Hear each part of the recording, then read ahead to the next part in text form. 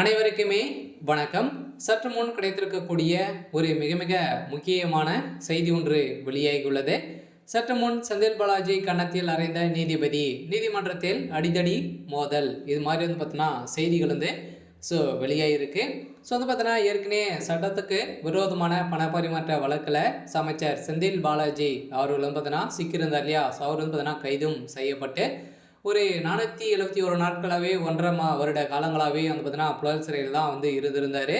மீண்டும் திடீர்னு பார்த்தீங்கன்னா நீதிமன்றம் இவருக்கு நிபந்தனை அடிப்படையில் ஜாமீன் வழங்கியிருந்தது.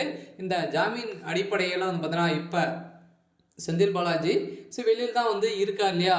இப்போ பார்த்தீங்கன்னா அவருடைய வழக்கு விசாரணைக்கு எடுத்திருந்த நிலையை தான் பார்த்தீங்கன்னா அவருடைய வழக்கு ஜாமீன் ரத்து செய்ய போகிறதாகவும் கூடிய விரைவில் அவருக்கு சிறை செல்ல போகிறாரு அப்படின்ற மாதிரி தான் தகவல் வெளியாகி வந்திருக்கக்கூடிய நிலையில் அங்கே பார்த்தீங்கன்னா திடீர்னு செந்தில் பாலாஜியுடைய நடத்தை சரியில்லாத காரணத்தினால பார்த்தீங்கன்னா திடீர்னு நீதிபதி அவருடைய கன்னத்தில் அறைந்ததாக எழுப்பப்பட்ட அங்கே பார்த்தீங்கன்னா அடிதடி மோதல் ஏற்பட்டிருக்கு.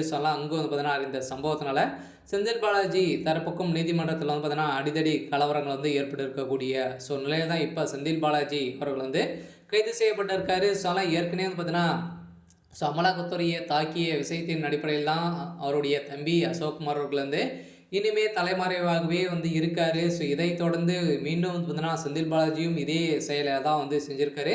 ஒரு அமைச்சராக இருந்த கூட பார்த்தீங்கன்னா ஒரு பொறுமைகள் இல்லை. அதெல்லாம் பார்த்தீங்கன்னா ஒரு குற்றவாளியாக நீங்கள் கைது செய்யப்பட்டிருக்கீங்க. அதெல்லாம் அவருக்கு பார்த்தீங்கன்னா எதை வேணாலும் கேட்பாங்க. அதுக்கு தகுந்த பதில் நீங்கள் தரணும் அப்படின்ற மாதிரி தான் இப்போ எழுப்பக்கூடிய நிலையில் இப்போ அமைச்சர் செந்தில் பாலாஜி அவர்கள் கைது செய்யப்பட்டிருக்காரு. இருந்தாலுமே அங்கு நீதிமன்றத்தில் நடந்த சம்பவத்தின் அடிப்படையில் தான் அங்கு செந்தில் பாலாஜியுடைய தரப்புக்கும் நீதிபதி தரப்புக்கும் அங்கே பார்த்தீங்கன்னா அடிதடி மோதல்கள் ஏற்பட்ட திமுகவினர் பார்த்தீங்கன்னா கைதும் செய்யப்பட்டிருக்காங்க.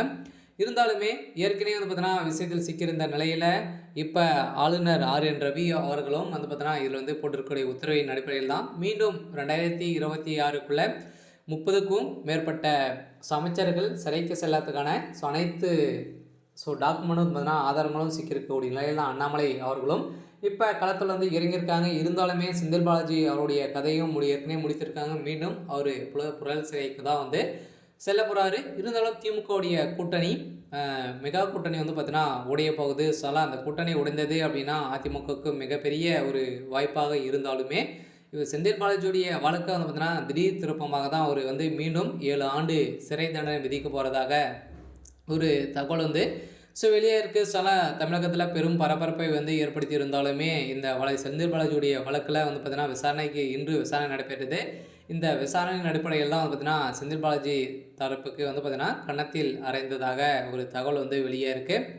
இருந்தாலுமே என்ன நடக்க போகுது அப்படின்றத வெயிட் பண்ணி பார்க்கலாம். இது மாதிரி செய்திகளை தெரிஞ்சுக்கணும் அப்படின்னா மறக்காமல் நம்மளுடைய சேனலை சப்ஸ்கிரைப் பண்ணி சப்போர்ட் பண்ணுங்கள். தேங்க்யூ.